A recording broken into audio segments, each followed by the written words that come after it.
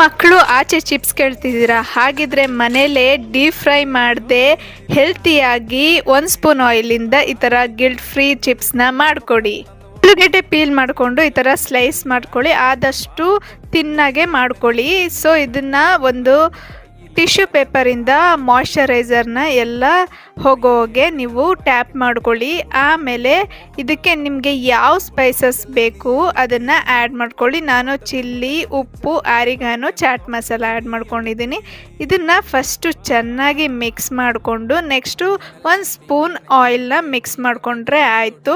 ಹೇಗೆ ಸ್ವಲ್ಪ oil rub ಮಾಡಿಕೊಂಡು ಆಲೂಗೆಡ್ಡೆನ ಈ ಥರ ಪ್ಲೇಸ್ ಮಾಡಿಕೊಂಡು ಓವನಲ್ಲಿ ಹೈ ಫ್ಲೇಮಲ್ಲಿ 3 ಮಿನಿಟ್ಸು ಹಾಗೆ ತಿರುಗಿಸ್ಬಿಟ್ಟು 1 ಮಿನಿಟು ನೀವು ಬೇಕ್ ಮಾಡಿಕೊಂಡ್ರೆ ಆಯಿತು. ನಿಮಗೆ ಓವನಲ್ಲಿ ಮಾಡಿದ್ದೀವಿ ಅಂತಲೂ ಗೊತ್ತಾಗಲ್ಲ, ಅಷ್ಟು ಕ್ರಿಸ್ಪಿಯಾಗಿರುತ್ತೆ. ನಿಮ್ಮ ಮಕ್ಕಳು ಟ್ರೈ ಮಾಡಿದ್ರೆ ಕಮೆಂಟ್ ಮಾಡಿ. ಇದೇ ರೀತಿ ರೆಸಿಪಿಗೋಸ್ಕರ ಫಾಲೋ ಮಾಡ್ಕೊಳ್ಳಿ.